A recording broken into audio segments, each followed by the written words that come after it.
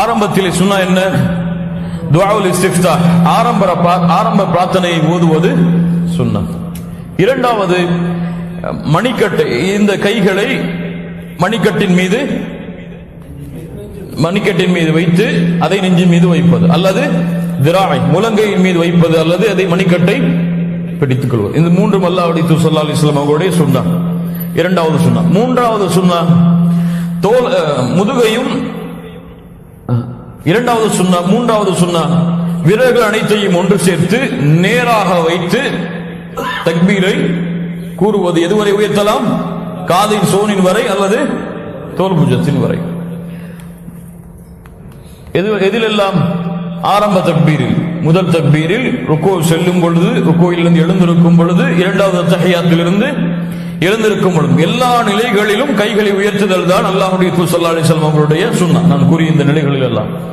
நான்காவது, ருக்கு சுஜூதின் தஸ்பீஹை ஒன்றுக்கும் மேற்பட்ட முறையில் கூறுவது. சுப்ஹான ரப்பில் அதீம், சுப்ஹான ரப்பில் அலா என்று வரக்கூடிய தஸ்பீஹை ஒன்றுக்கும் மேற்பட்ட முறையில் கூறுவது சுன்னா. ஐந்தாவது, ரப்பனா வலக்கல் ஹம்த் என்று கியாமுடைய நிலைமையிலே சொல்லக்கூடிய அந்த தஸ்பீஹோடு ஹம்தன் கதீரன் தய்யிபன் முபாரக்கன் ஃபீ அந்த பிரார்த்தனையை உயர்த்து ஓதுவது, அல்லது ரப்பி ஃபில்லி என்ற வார்த்தையோடு ரப்பி ஃபில்லி என்பதை அதிகப்படுத்துவதும் சுன்னா. ஆறாவது, ருக்கு செய்யும் பொழுது முதுகும் கழுத்து பகுதியும் நேராக இருக்க வேண்டும். குனிந்தலோ தலையை நிமிர்த்தி நிற்பதோ அனுமதிக்கப்பட்டது கிடையாது. ஏழாவது, சுஜூத் செய்யும் பொழுது இரண்டு முழங்கைகளையும் விலாப்புறங்களிலிருந்து உயர்த்தி இரண்டு வயிற்று பகுதியை கால் பகுதியோடு ஒட்டி இருக்காமல், அல்லது கால் பகுதி இரண்டு அந்த மணிக்கட்டுகளோடு பின்னால் கண்டை காலோடு ஒட்டி இருக்காமல் விலக்கி வைத்தல் அல்லாஹ்வுடைய ஸல்லல்லாஹு அலைஹி வஸல்லம் உடைய சுஜூதுடைய நிலைமை. சுஜூத் செய்யும் பொழுது இந்த கைகளை பூமியில் படர்த்தி வைத்தல் அல்லாஹ்வுடைய தூதருடைய வழிமுறை கிடையாது, உயர்த்தி இருக்க வேண்டும். எட்டாவது. ஒன்பதாவது, முதல் அத்தஹியாத்திலே இருப்பிலே கால்களை பூமியில் படிய வைத்து அதன் மீது அமர்ந்து இன்னொரு காலை கிபிலாவை நோக்கி நட்டி வைத்தல். எதிலெல்லாம்? இரண்டு அத்தஹியாத்துகள் வரும். முதல் அத்தஹியாத்திலும் இரண்டு சஜிதாக்கள் வரும் பொழுது அந்த இரண்டுக்கு இடையிலே வரக்கூடிய இருப்பிலும், அந்த இரண்டுக்கு இடையிலே இருக்கக்கூடிய இருப்பில் என்ன முறையில் அமரலாம்? யக்கா என்று அழைக்கப்படக்கூடிய கால்களை பூமியில் ஊன்றி அதன் மீது அமரக்கூடிய, இரண்டு கால்களின் மீது அமரக்கூடிய முறையின்படி அமர்வது ஏற்றுக்கொள்ளப்பட்டது, சுன்னாதானது. பத்தாவது, கடைசி அத்தஹியாத்தில் அமரும் பொழுது கால்களை வலது காலை இடது காலின் கீழே விட்டு பூமியின் மீது அமர்ந்து இன்னொரு காலை நட்டி வைத்தல்.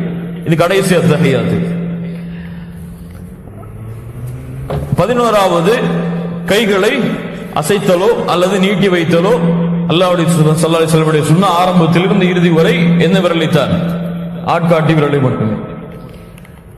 12வது அத்தஹியாத்தில் அல்லாஹ்வுடைய தூதர் ஸல்லல்லாஹு அலைஹி வஸல்லம் அவர்களுக்கும் அவர்களுடைய குடும்பத்தாருக்கும், அவர்களுடைய இப்ராஹிம் அலைஹிஸ்ஸலாம் அவர்களுக்கும் அவர்களுடைய குடும்பத்தாருக்கும் ஸலவாத்தை கூறுவார்.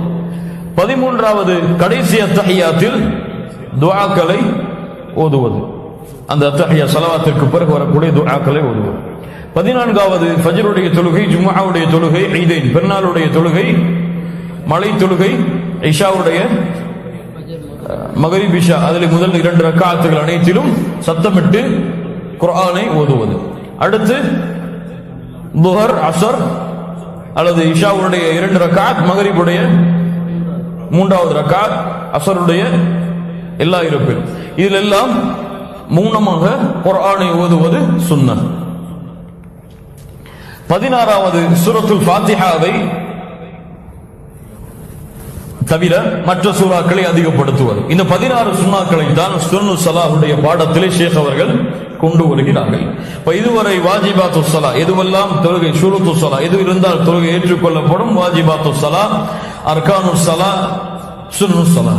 இப்ப இதையெல்லாம் தனித்தனியாக பிரித்து நீங்கள் பதிவு செய்தால் உங்களுக்கு புரிதலாக இருக்கும். எது இருந்தால் தொழுகை ஏற்றுக்கொள்ளப்படும், எதை விட்டால் தொழுகை உடனே முடிந்துவிடும், எதை விட்டால் தொழுகை முறியும் ஆனால் சஜிதா செய்து பூர்த்தி செய்யலாம், எதுவெல்லாம் சுன்னாக்கள் இதை விட்டால் தொழுகை முடியாது நன்மை கிடைக்கும் என்பதையெல்லாம் தனித்தனியாக பிரித்து உங்களுடைய புரிதலுக்காக நீங்கள் முறைப்படுத்தி ஒவ்வொரு செயலை செய்யும் பொழுது இது வாஜிப் செய்து விட்டாச்சு, தொழுகையில அந்த பேணுதலோடு தொழுதா நமக்கு அந்த நினைவு வரும். இது சுன்னா, இது வாஜிப். இப்ப சுன்னாவை நிறைவேற்றணும். அடுத்து ருக்குன் வருது, அதை நிறைவேற்றணும். அப்ப வாஜிப், இப்போ வாஜிபை விட்டுடும் ஞாபகம் வருது, ஒண்ணு சஜ்ஜா சஹ் செய்யணும். இப்ப இந்த முறைப்படி நம்முடைய தொழுகையை நாம் பழக்கப்படுத்தினால் தொழுகையின் ஆர்வம் அதிகரிப்பதற்கு ஒரு முறை. ஏன் இதெல்லாம் எதன் அடிப்படையில் அமைகிறது? சல்லு கமரா ஐதுமூனி வஸல்லி, என்னை எப்படி தொழக்கண்டீர்களோ அப்படியே நீங்களும் தொழுங்கள். தொழுகை என்பது அல்லாஹ்வுடைய தூதர் ஸல்லல்லாஹு அலைஹி வஸல்லம் அவர்களிடத்திலிருந்து நாம் படித்த பாடம். அவங்க யாரிடத்திலிருந்து படித்தார்கள்?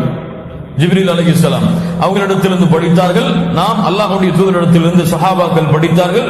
அவர்கள் அடிப்படையில் ஹதீஸின் அடிப்படையில் தொகுக்கப்பட்டு நாம் அந்த முறைகளை என்று படிக்கின்றோம். இதில் கருத்து வேற்றுமைகள் ஏற்படுவது இயற்கைதான். அந்த கருத்து வேற்றுமைகள் சரியான அறிவிப்பின்படி ஏற்பட்டிருந்தால் அதில் எதை பின்பற்றுவதும் தவறில்லை.